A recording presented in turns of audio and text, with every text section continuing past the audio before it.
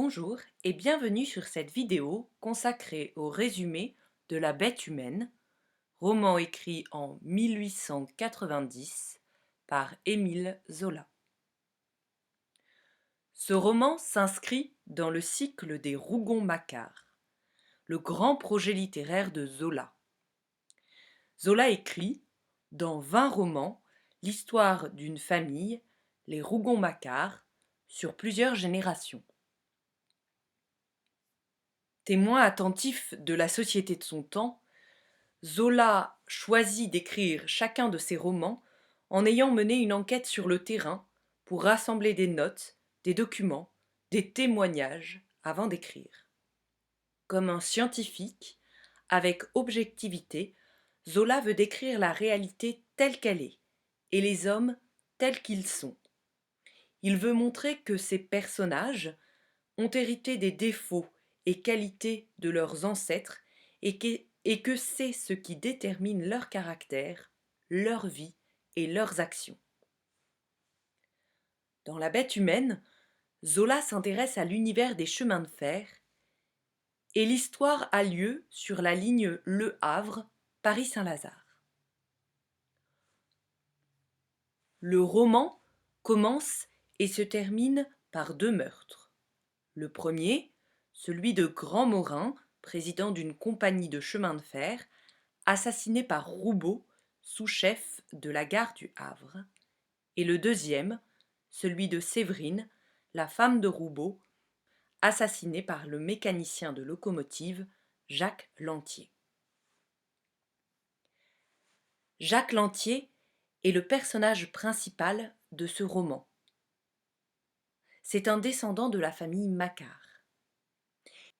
Ses ancêtres étant alcooliques, il a hérité d'un défaut. Chaque fois qu'il désire physiquement une femme, il a envie de la tuer. Luttant contre ce mal, il reste célibataire et se consacre entièrement à son métier de mécanicien et à sa locomotive préférée, surnommée la Lison. Il partage sa conduite sur la ligne Le Havre-Paris-Saint-Lazare avec son ami, le chauffeur Péqueux. Le premier crime s'explique par la jalousie de Roubaud, qui a découvert que Grand Morin avait été l'amant de sa femme, Séverine. Avec la complicité de celle-ci, il assassine donc Grand Morin dans le train Paris-Le Havre à coups de couteau. Jacques Lantier est témoin de ce meurtre. Mais parce qu'il tombe amoureux de Séverine et qu'avec elle, il ne ressent pas l'envie de la tuer, comme il l'a habituellement avec les autres femmes, il ne les dénonce pas. Jacques et Séverine deviennent amants. Comme Roubaud, le mari de Séverine, fait obstacle au bonheur des amants, celle-ci demande à Jacques de le tuer.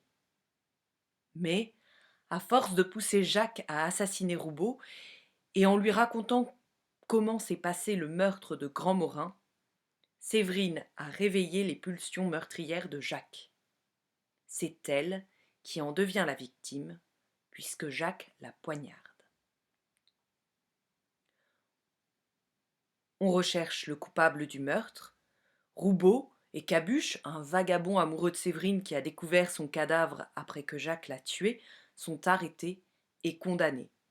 Jacques échappe à la justice. Le roman se termine par une bagarre entre Jacques et Péqueux, qui se tuent tous les deux en tombant sur la voie de chemin de fer, tandis que le train poursuit sa route sans conducteur.